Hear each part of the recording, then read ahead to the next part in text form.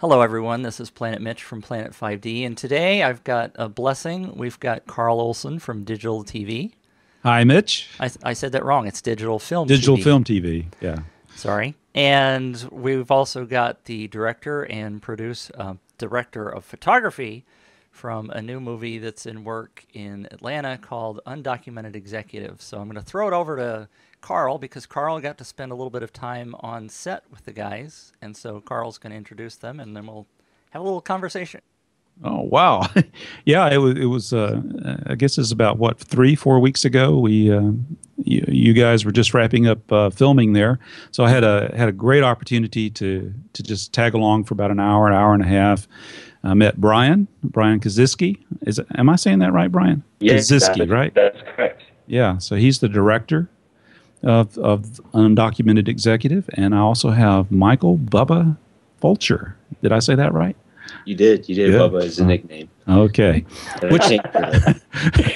Which do you go by? Which do you prefer? I introduce myself as Michael, but my friends call me Bubba, and they won't let. There's got to be a story behind that. But actually, my dad gave me the name when I was 5. Oh, okay. And I've yet to get rid. My wife won't even actually let me go by Michael, which you think she of all people would insist that I go by Michael, but Bubba it is. Yeah. Well, it was a lot of fun to see you guys filming out there. I wish I had found out about it earlier and come in on the early end of it there, but it was a lot of fun. And I wasn't, I have to tell you, when I first went in, when I first heard about this through Mitch, I was thinking, oh wow, a Hollywood movie set, and I go, Michael meets me down in the lobby, and we go upstairs, and it's an office, and you can't even hardly notice the film crew, and that's not a bad thing, by the way. I'm saying that as something positive. You've got this new way of doing feature films that's just amazing. It truly is a gun and run approach to filmmaking, and so I was really impressed that there was a minimal setup to do this. So I don't know. That's something that stood out in my mind there. Brian, I'd like to get a little background as how you came up with the idea to do this feature film and Documented Executive. Well, I've done a lot of nonfiction work in documentaries, but doing a fictional feature film is something that I've always wanted to do, and kind of thinking about, fish out of water type stories. And at the same time, there's this great immigration debate going on with people coming over the border from Mexico, and and it's a lot of controversy there. And I thought, kind of putting myself in the shoes of someone who would cross the border, what's going through their minds, what do they think about everything, and then thinking further along those lines, what sort of ambitions do they have, because right now a lot of the jobs that they take are, low level, entry level type jobs. They don't pay very much. But what about somebody that was very ambitious? What would he try to do? And what is a way that he could be mistakenly hired for them thinking that, he's going in for one type of job and they think he's coming in for another one?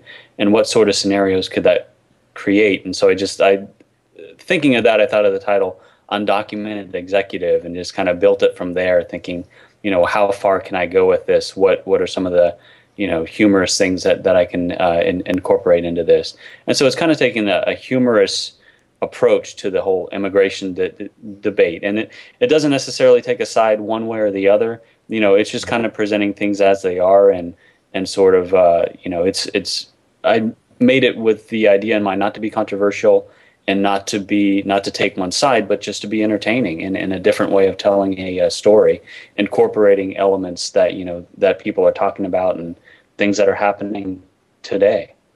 A lot of times we talk to, Mitch and I both have talked to a lot of folks who have embraced HDSLR cameras and into filmmaking, and whether that be corporate or personal projects or films or whatever.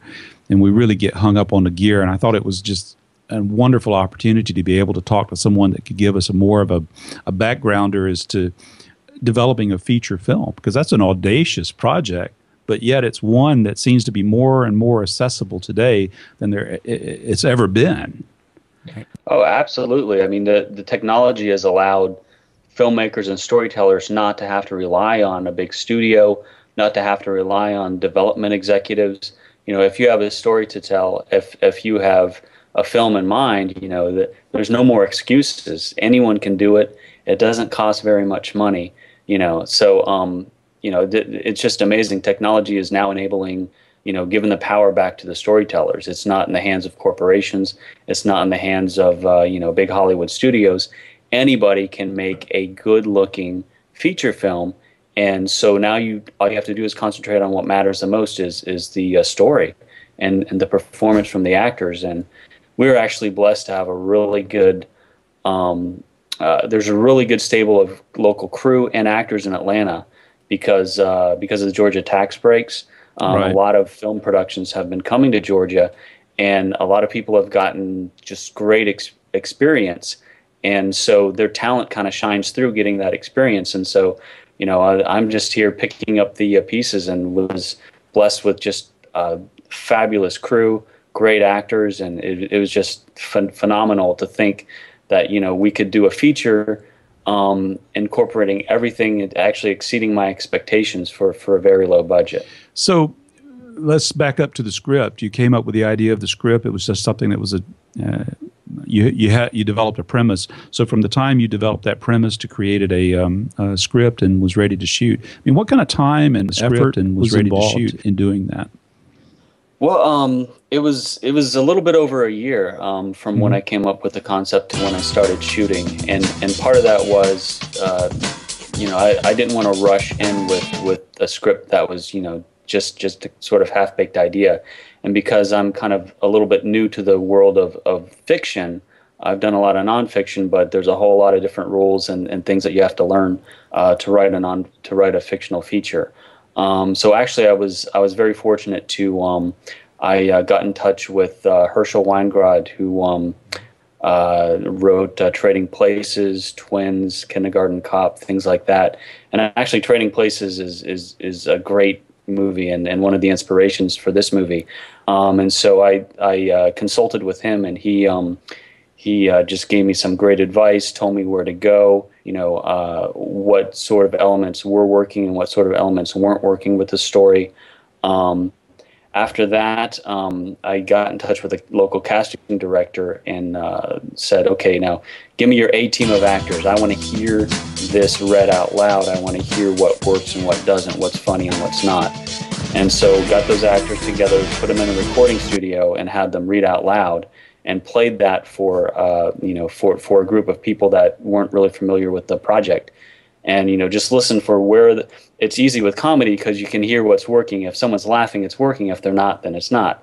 So took that information, reworked the script, consulted with Herschel again, then consulted with Steve Kaplan, who is the Hollywood's foremost expert on comedy.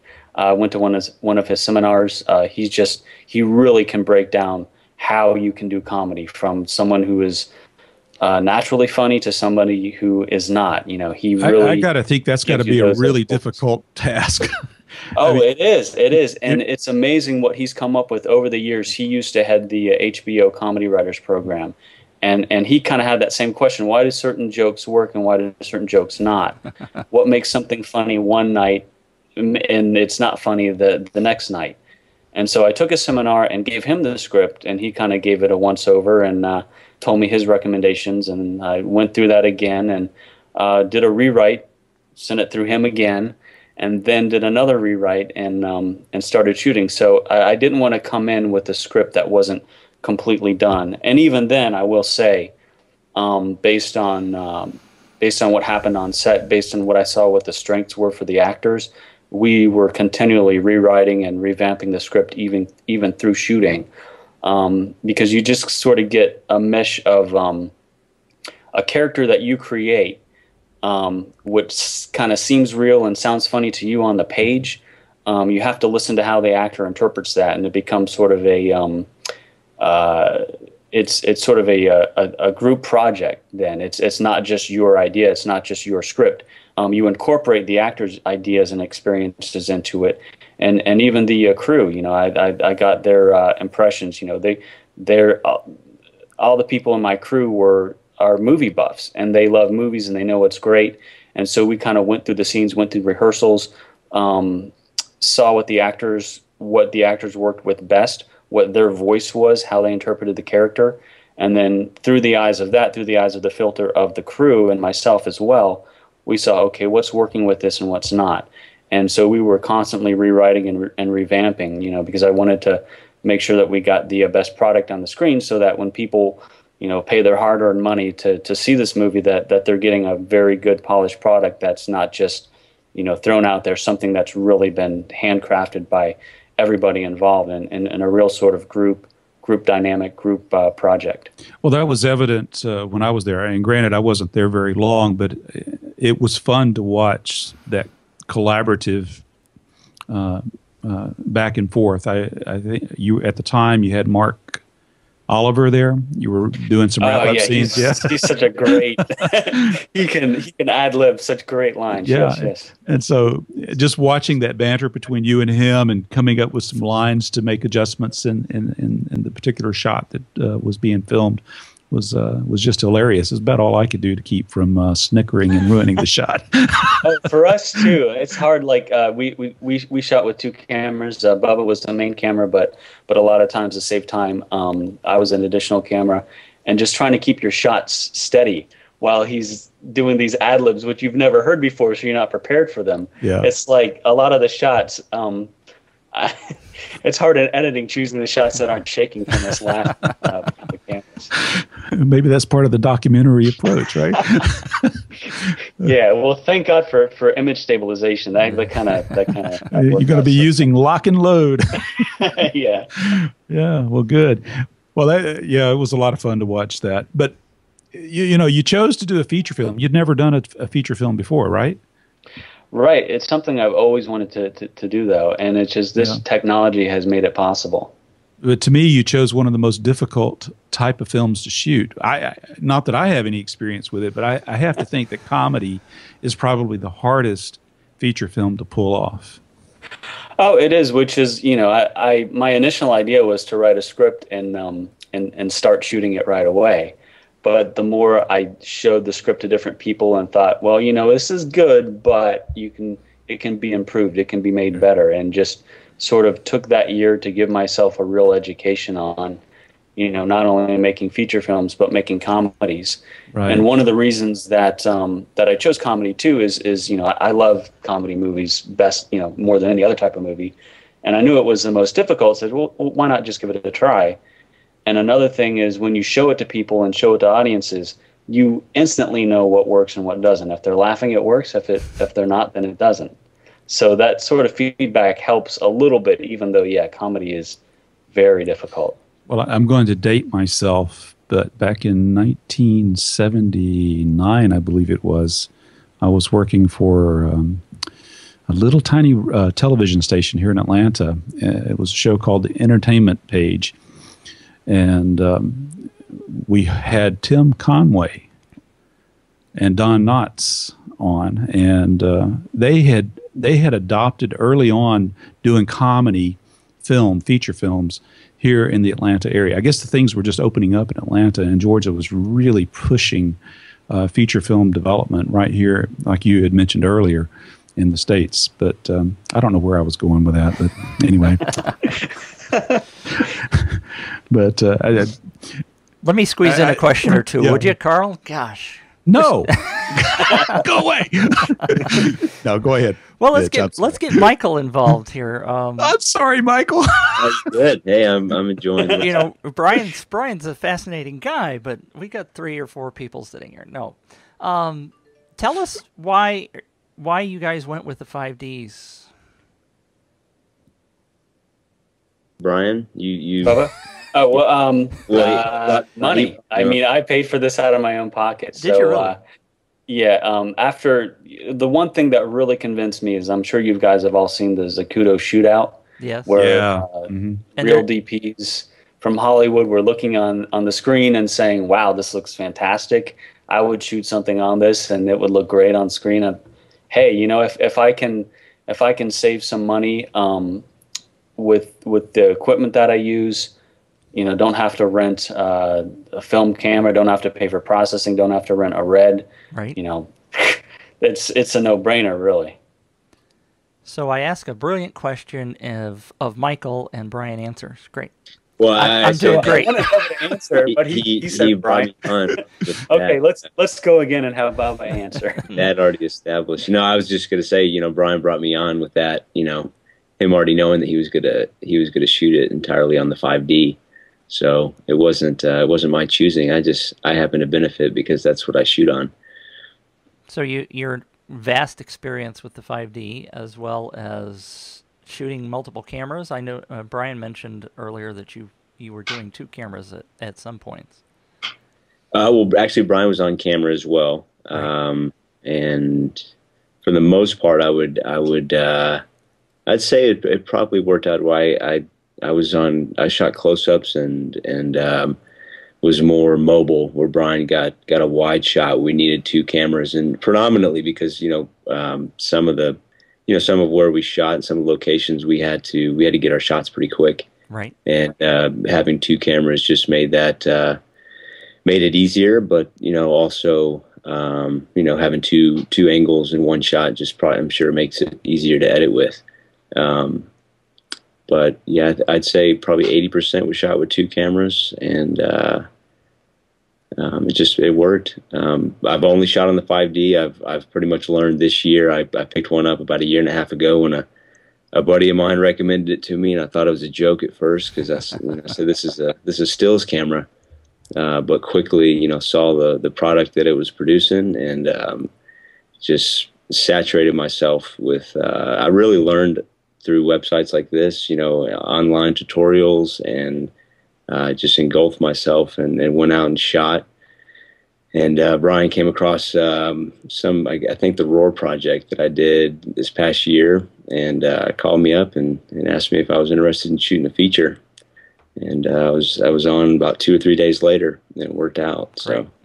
So was the pause because you just you didn't want to just come out and say yes?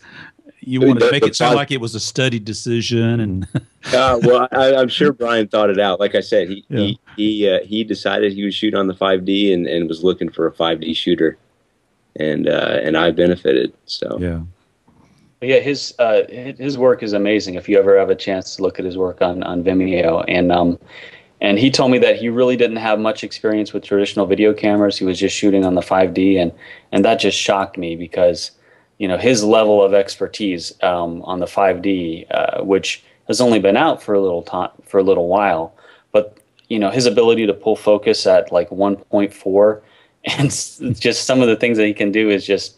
I worked at CNN for several years, and I've known photographers that have been working for 20 plus years shooting on video, and I guess you kind of get a little bit lazy with the smaller chip and the ability, and not having to pull focus in those sort of conditions. But right. Bubba is amazing. He's just what he can do, handheld, on a rig, keeping the image stable, and pulling focus with that sort of shallow depth of field with the iris wide open is just amazing. And sometimes he used the eyepiece, but again, a lot of times he was just looking at the LCD screen right in front of him, and just was able to.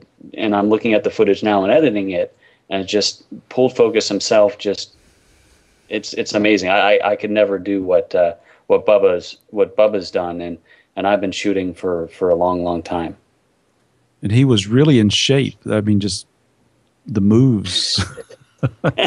Climbing up on tables and coming down and still having the camera work. I thought it was awesome. Yeah.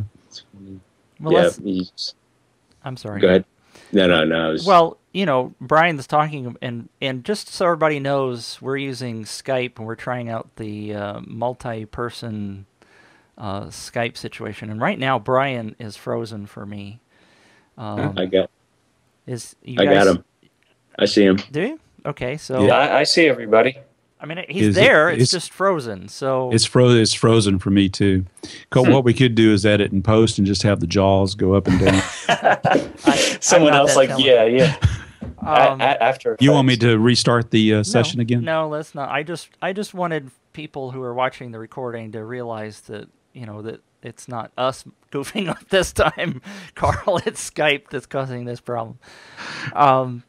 So anyway, Michael, why don't you give us a little brief overview of your rig system? I mean, were you using a follow focus unit? Were you focusing just the lens? Yeah. How were you managing all that? I've got a sort of a customized Red Rock micro shoulder rig, customized in the sense I bought it piece by piece. I don't have one of their labeled rigs. I've got their follow focus, and let's see. I've also the Manfrotto monopod, the fluid head monopod. Use that quite a bit as well. That really came in handy.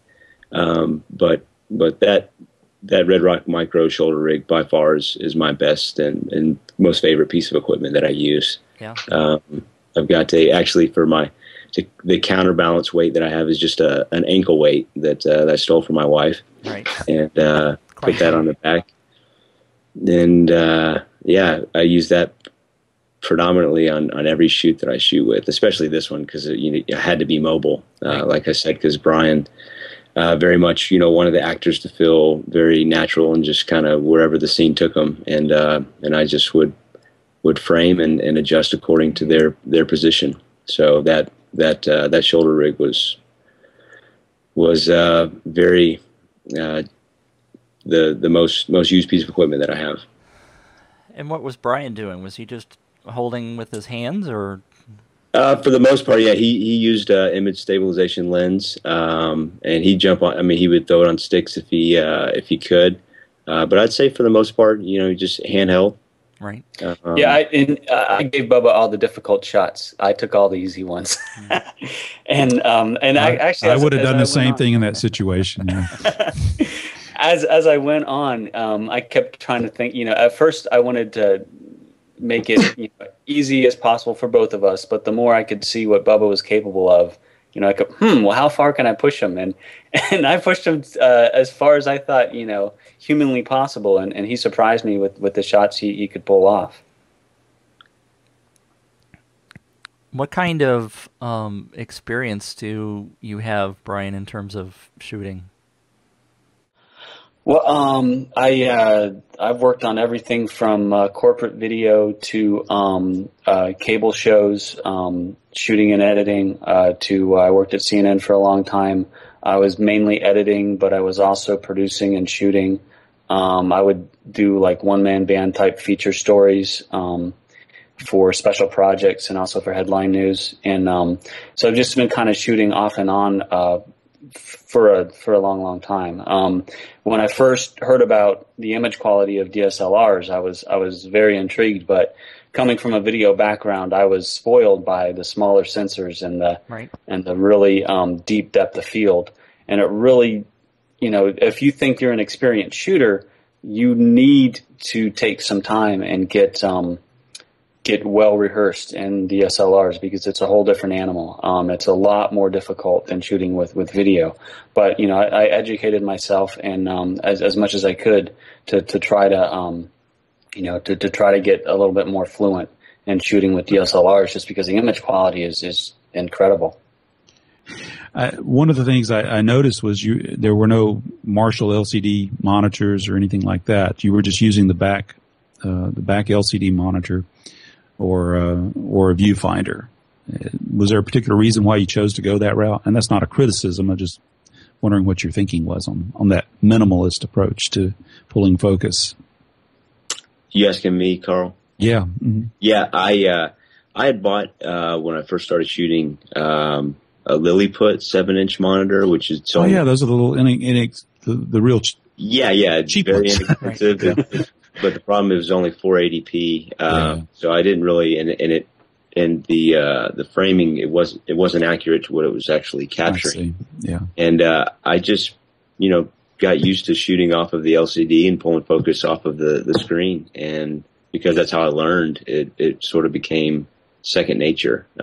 So haven't had the luxury of shooting with a Marshall monitor, and so I've sort of made do with what I had, and it's sort of my default, being able to pull focus off the LCD screen, and it works for me at least. Yeah, it worked out too for our setup because we had a really small crew, and the less pieces of equipment that you have to add into the shoot, the quicker you can move and the more agile you can be. So it really worked to our benefit. How long? I'm sorry, we've talked about the shoot, but I don't remember you saying how long the shoot was.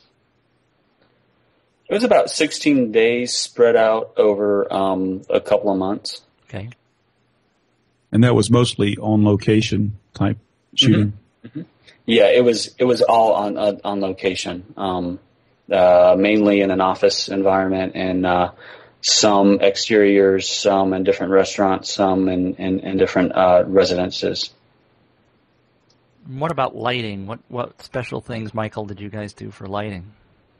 We had, I think the biggest light we had was a 1K. Brian had an LED, a 1K and two 500 watts. I've got a Lowell DP lighting kit that we use for the restaurant scenes. The office was pretty well lit, so we really just couldn't set up lighting just because, like I had mentioned earlier in your interview, Carl, yes, they were still conducting business as normal, so we kind of had to move and film around,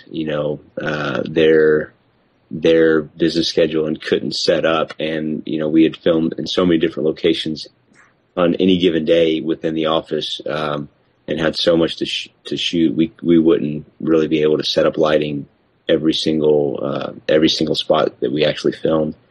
So and the office lighting, actually, it worked. We didn't really need to set up. We had minimal, I think we had maybe a 500 watt that we would use for a fill light, but the restaurant scene we had the light. We spent more time setting up lighting there, and I just used my Lowell DP lighting kit for that. Yeah. Tell them a little bit about we also had, and this is a really good inexpensive alternative too. We also had a Chinese lantern set up. If you wanted to tell them a little bit about that, Bubba. Yeah, it was basically we would throw in the apartment scenes. We had a China ball with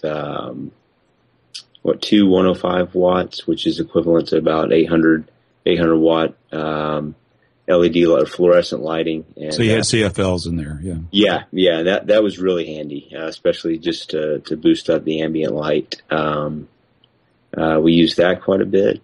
Did you worry about the color output of the CFL, or do you just put it there? We'll work. Yeah, we made sure that when we lit that all the lights were were the same color temperature, mm-hmm. and we just would white balance each shot accordingly, and I would match up both Brian's camera and my camera to make sure that it was the same color temperature, and we had the same picture style, and right. Just make sure everything was congruent. So it worked. We kind of used whatever was there and adjusted our camera setting accordingly. Well, that was one of the questions I was going to get to. So, thanks. Sorry about that. Well, he's doing the recording. He can edit himself asking the question later. That's right. Yeah. Just take Carl out.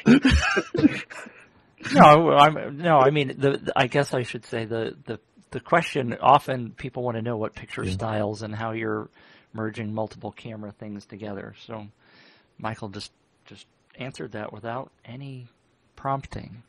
Yeah. Well, he didn't mention picture styles. You can tell him about that. Yeah, I usually always shoot flat just so I can I've got more to work with and edit, in post. And Brian, I think you pretty much already knew that. We just we flattened out the picture style, and I think you boosted this. You wanted the saturation boosted a little bit, but pretty much a flat picture style. That's what I always shoot with. So the cameras that you had, were they your own cameras, or did you rent them? Yes, yeah. Brian has a 5D, and I have one as well. So did you notice any differences between the sensors of the two cameras? Like, did one have a color cast that was in a different direction than, say, yours, and did you have to match those up with your picture styles? Brian seemed a little bit more saturated, had a little bit more color saturation. So I boosted mine up, one notch more. But for the most part, I mean, they were pretty much right on. Some lenses, I'm just noticing in editing, some lenses on your camera, Bubba, had a little bit of a green cast, but with digital color correction, they're easily matched, really. And it helps to have, because we're doing double system sound, to have that slate before every take. Get the white part of the slate. It's easy to match up color. What kind of lenses were you using throughout the shoot? If I was on the rig, I had the Canon 70 or 28-70 L series, the 2.8, and a lot of my close-up I'd use the Canon 85 millimeter 1.8. Yeah, that was probably my favorite to just get a nice shallow depth of field. I like that 28-70, but it's not IS, or at least not the one I am. Yeah, I guess therein lies my ability to maintain a steady image is by shooting on lenses that don't have the IS. So you have to be pretty steady. So it works. That's probably my favorite lens, my go-to lens. So. Yeah, it's funny. Shane Hurlbut says he hates that lens, so I don't know why. I love that lens too, but that was the lens I had and had for a while. So I got used to it and still use it quite a bit. I do notice that it has a little bit of distortion when you get to 24 millimeter. Yeah. Yeah. I always had to shoot right around 28 to 30 millimeter because I noticed that as well. It's heavy. Well, yeah. Hey, pump it up. Bubba is an Iron Man, so. Is he really? There's a whole other story. No, actually, he doesn't like to talk about it, but he is actually a military hero. He has several medals. He did several tours in Iraq and Afghanistan, and I didn't even know that until we were shooting.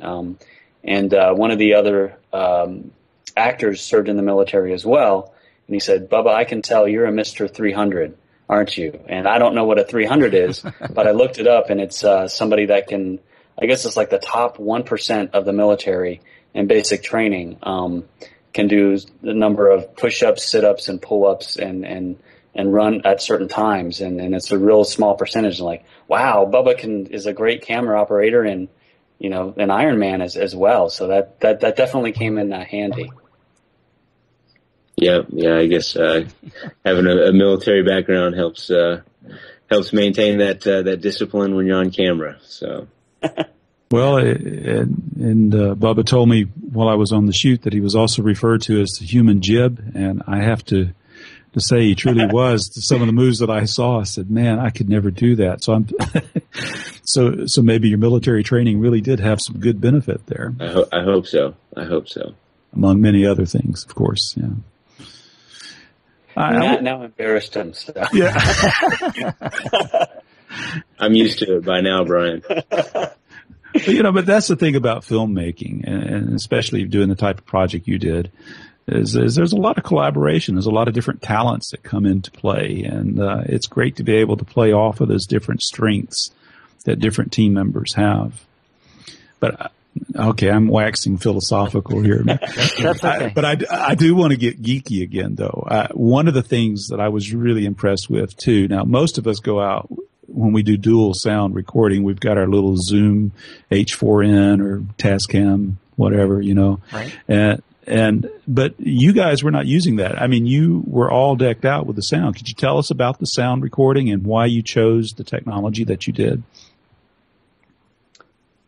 Well, that was Nicole Hankerson who did our sound. That was her actual rig. That was her setup. She comes prepared. She had Electrosonics microphones. She had a 16 channel or 16 track a digital recorder, and just she did an excellent job. I just fell flat on my questions there, Mitch. So. No, well, audio is always a very hot topic. So, in terms of taking that in Brian, how are you bringing all that audio in? Are you using anything to sync the sound other than the claps? Are you doing it all manually, or using Pluralize, or how are you doing that?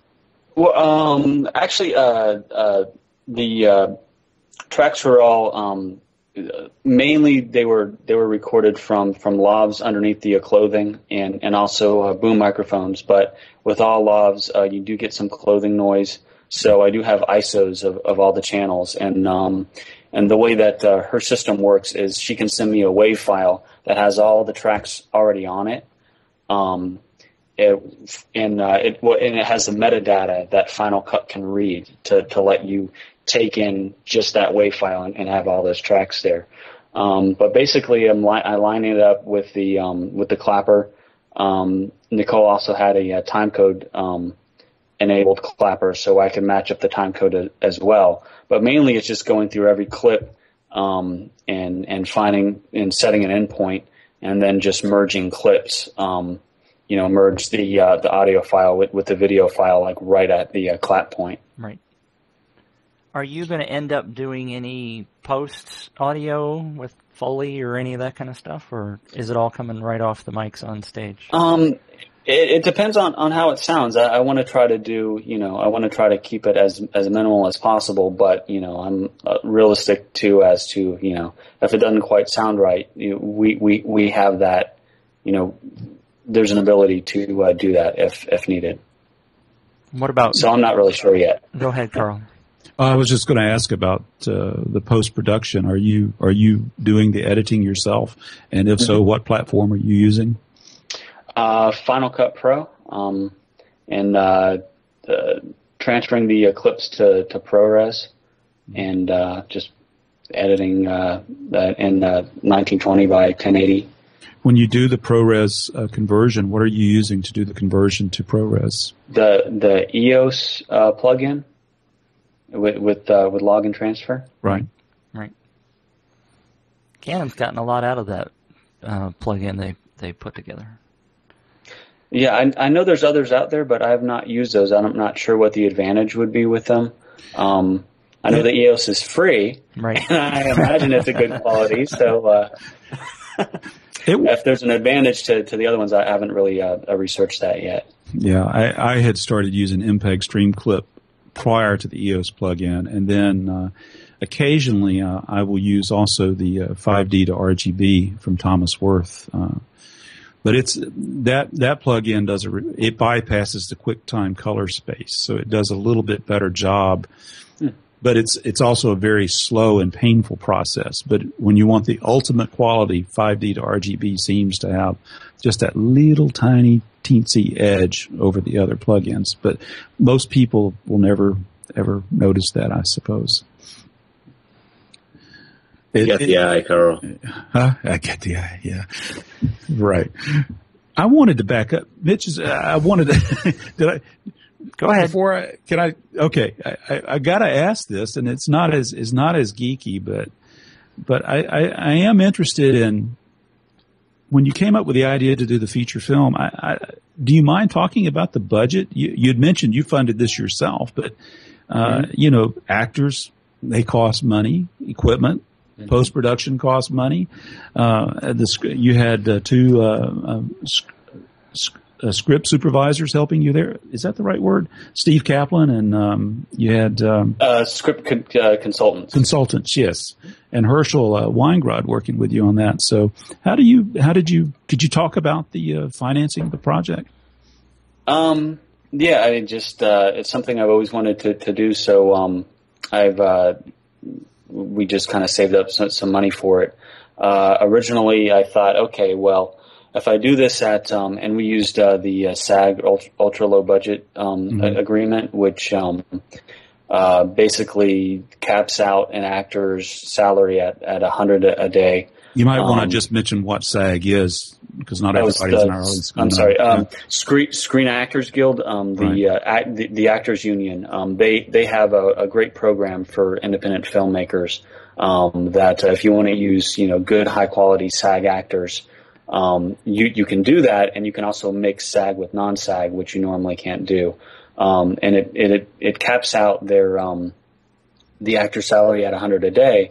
But if the film does anything beyond a theatrical release, you have to pay them the residuals, so that you're not just, making a lot of money on a film and then saying, "Well, see ya, actors." They kind of did you a favor by working for less. So if you do well, then you pay them back, which seems incredibly fair.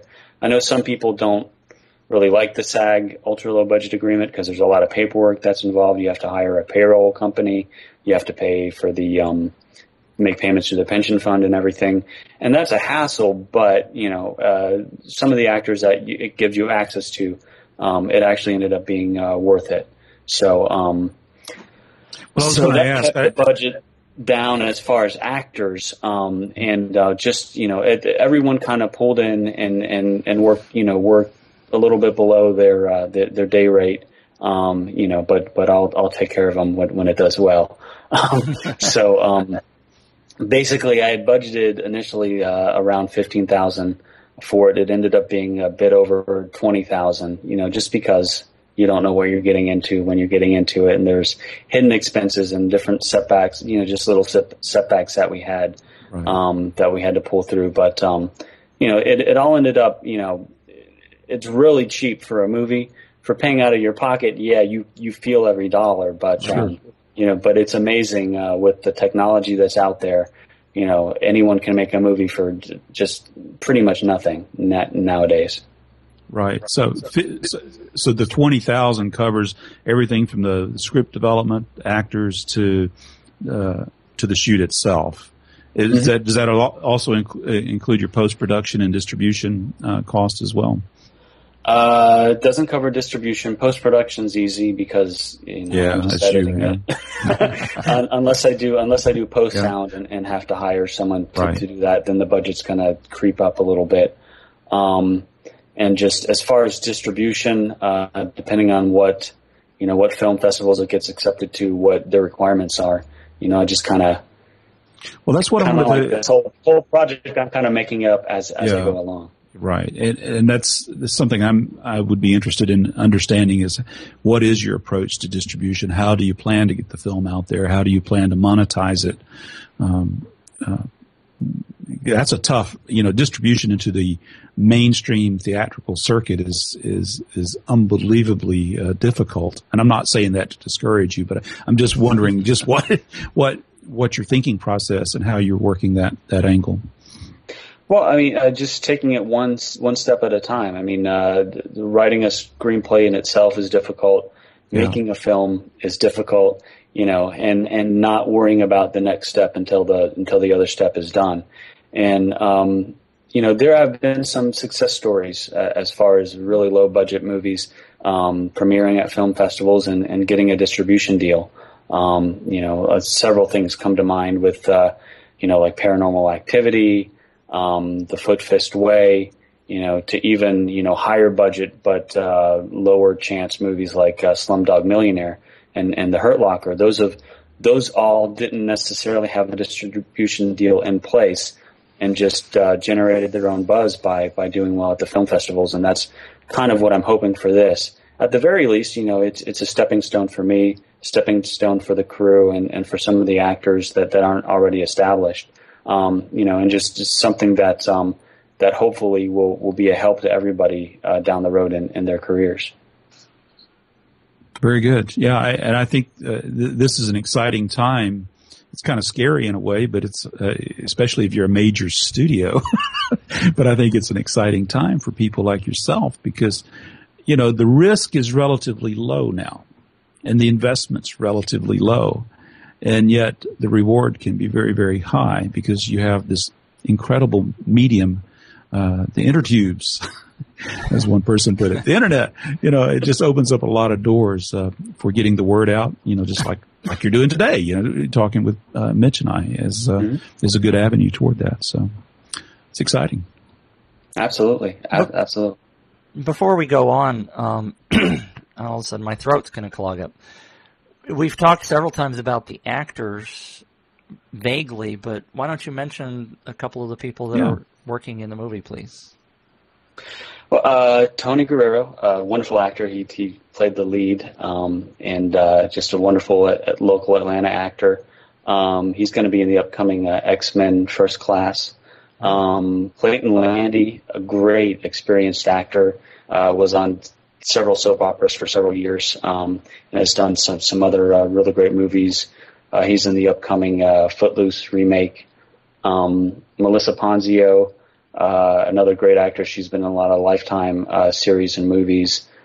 She's going to be in the upcoming MTV Teen Wolf series, which is surprisingly a series called Teen Wolf that has nothing to do with the comedic Teen Wolf. It's more of a Twilight type Teen Wolf. But she was one of the actors. Mark Oliver, great improv guy. He's been in a lot of movies and Tyler Perry sitcoms, and Doris Morgado. She was just in the Hall Pass movie that was shot here in Atlanta. She's one of the actors. Just a bunch of incredible actors.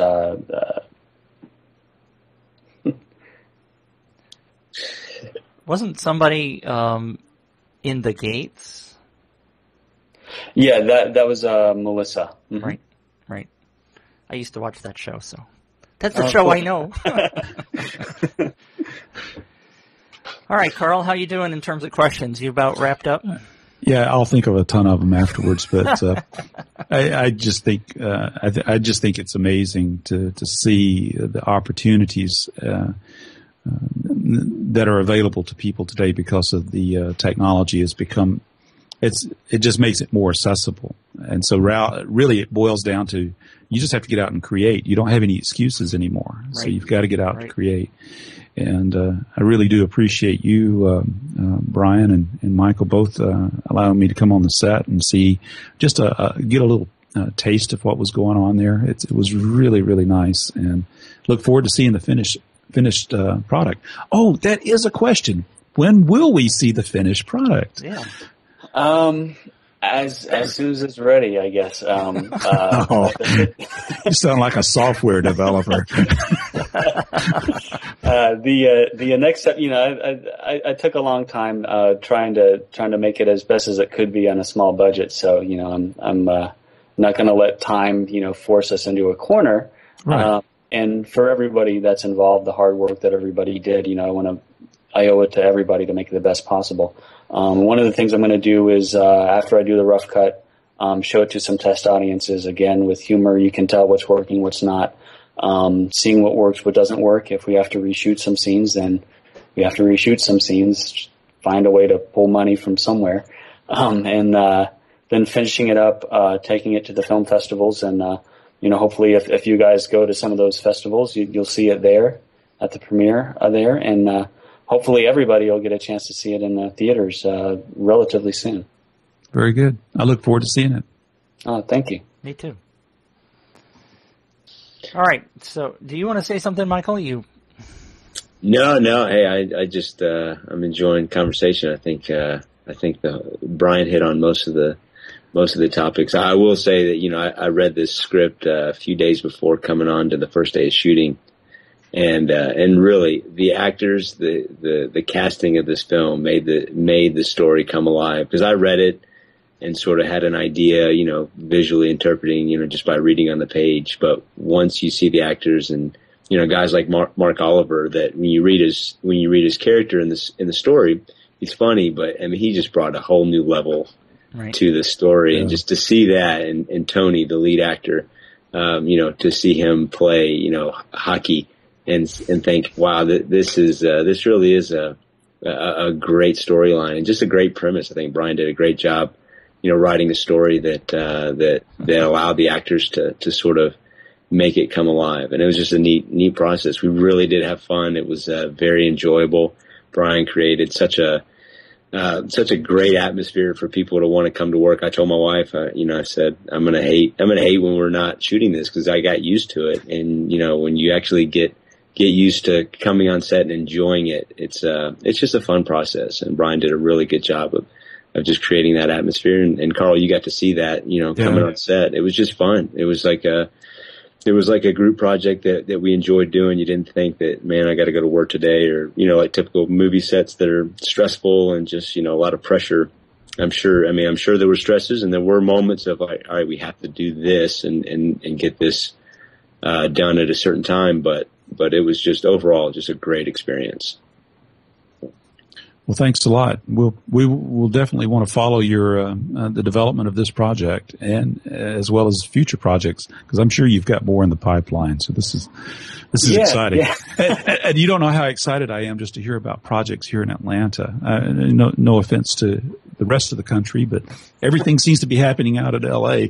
Right. But Atlanta is just.